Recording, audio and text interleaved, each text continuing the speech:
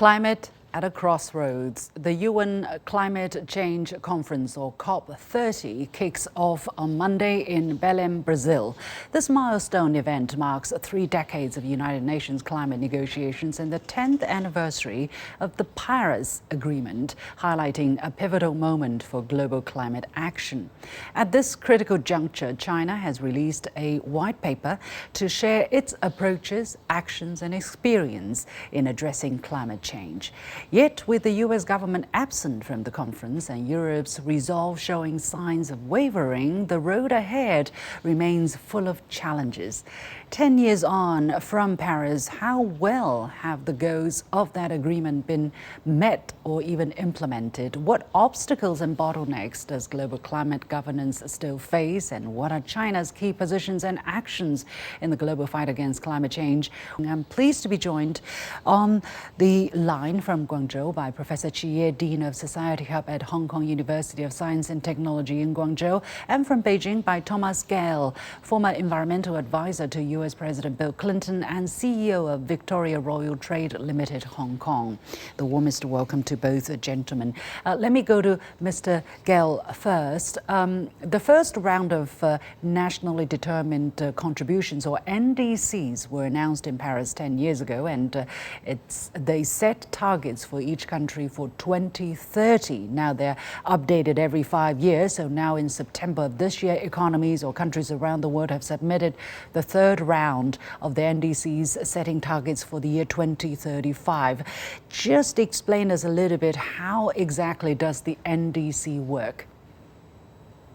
Well, thank you very much. It's very nice to be on your program again. The NDCs are really the commitment by individual countries on how they will attempt to modify their climate change affecting gases. Unfortunately, very few countries have been able to meet the goals that they set out in Paris 10 years ago, including the US and China. We both have fallen short of our goals. There are about 15 smaller countries who have reached their goals, but it's very important because the cumulative target is what will affect the global impact. Mr. Qi Ye, let me go to you. In China, in 2025, China set its first NDC goals, pledging to peak carbon emissions by around 2030 and striving to achieve it as soon as possible. And by 2030, reduce CO2 per unit of GDP by 60 to 65% from 2005 levels. 10 years on, is China on track to fulfilling its commitments? Or, as Mr. Gale said, China has also fallen short of its targets? Well, that's unfortunately that was not correct. China made the commitment of achieving the carbon peak by 2030, and as a matter of fact, I think this goal would be achieved with no problem. In our own calculation, perhaps this year, 2025, will be seeing the carbon peak. And for the per unit of GDP, the energy intensity, to reduce energy intensity by 60 to 65%, and by the end of 2024, we have seen the per capita, per unit of GDP, the carbon intensity has reduced more than 60%. More than 60%. So China is one of the very few entities that is really on track to achieve the Paris target. As a matter of fact, this is according to the United Nations GAP report, and China also is confirmed as one of the very few countries that can achieve the target set in 2025 Paris Agreement. Okay, so there seems to be two different perceptions, or, as Mr.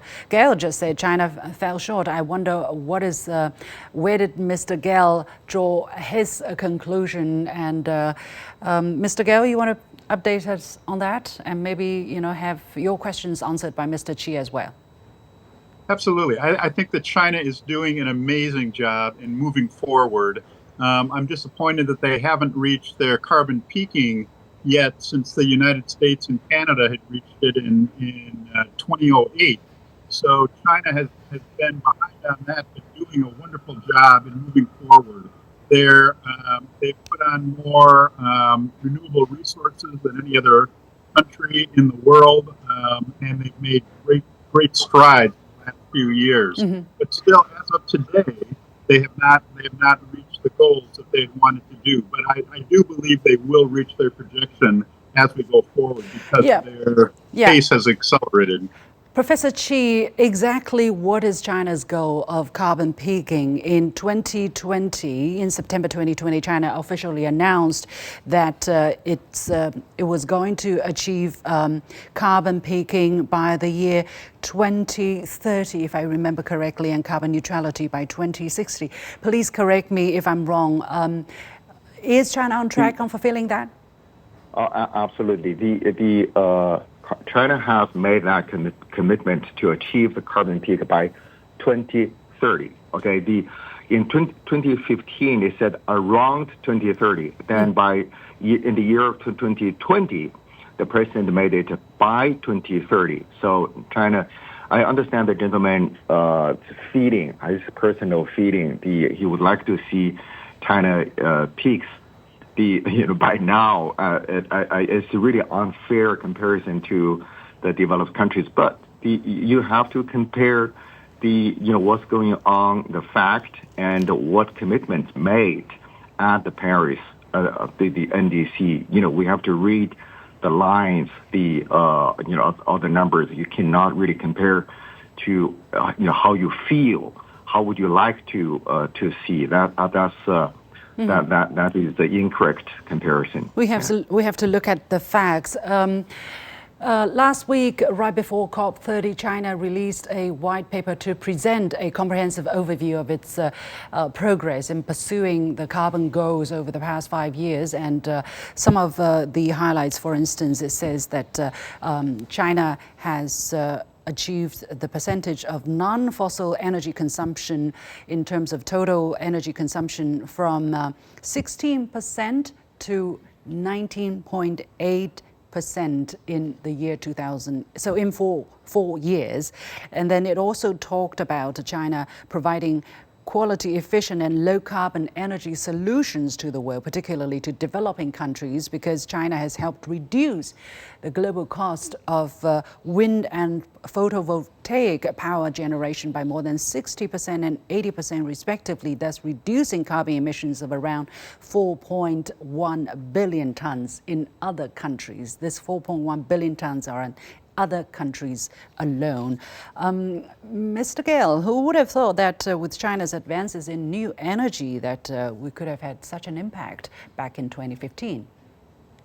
It's amazing. China has done more than any other country in the world to help on a total scale of the amount of reduction that's gone on. And again, helping the third world countries to be able to develop those resources is unbelievable. So I have to commend China for the amazing work that they've done in this throughout the world.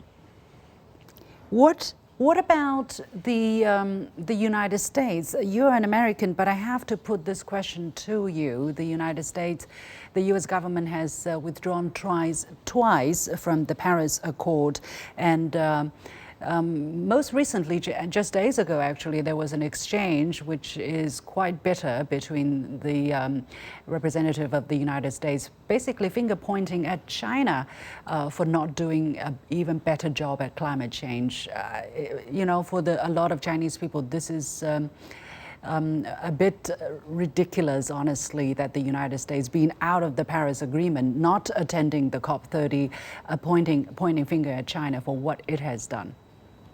Mr. No, I completely agree. I'm very disappointed in our administration and our goals as we've gone forward. As you said before, I was an advisor to President Clinton in the 90s, and we made substantial gains during that time period. President Trump has done a terrible job on this, and we're going completely in the wrong direction. The only thing I can say is that his term is only 4 years, and I hope we'll get back on track. Mr. Chi, I remember every time we have this discussion, we talk about the money. And this time there's a new term, NCQG, or climate finance, as Article 9 of the Paris Agreement says developed countries parties shall provide financial resources to assist developing country parties. That was $100 billion annually. Every time we had this discussion on air, the answer was no, they haven't done their part. Has things changed since we last talked? Unfortunately, no. Part of the reason is the overall situation of the economy worldwide has been going not really as we wish it is. I think that's and there are a lot of things going on in the world that demand the finance. That made it very, very challenging, for the climate finance climate finance goal to be fulfilled. Let me just go back to the number you just mentioned, that the non-fossil fuel, the proportion of non-fossil fuel. Well, back in 2015, the Paris Agreement, China's NDC was to achieve the target for non-fossil fuel around 20% by 2030. Yeah. Then again, in September 2020, the president updated that NDC to make it 25% by 2030. So now we see by the end of last year, that's a little bit more than 19%.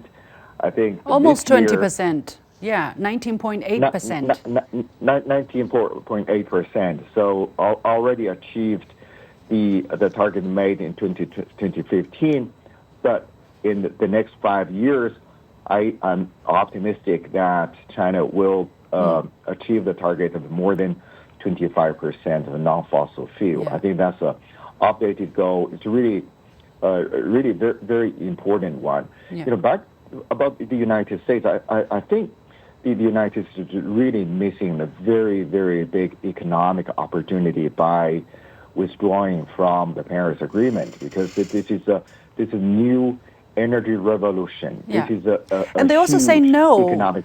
And they also say no to electric cars. They also say no to windmills. I mean, I remember. That is the future. I think it's regrettable that this is a huge opportunity not being grasped, by the businesses and particularly the federal government. Right. I hope people are watching this and thinking, are they missing something? Is there a way to catch up? But definitely China is accelerating. It is investing very aggressively in terms of electric vehicles, new ways of generating energy, and helping other developing countries through the Belt and Road Initiative to reduce their carbon footprint as well. Unfortunately, we don't have the time to go into more details, but many thanks to Professor Chi, Dean of Society Hub at Hong Kong University of Science and Technology in Guangzhou, and Thomas Gell, former environmental advisory to US President Bill Clinton and CEO of Victoria Royal Trade Limited Hong Kong, for bringing us a different perspective. Thank you very much.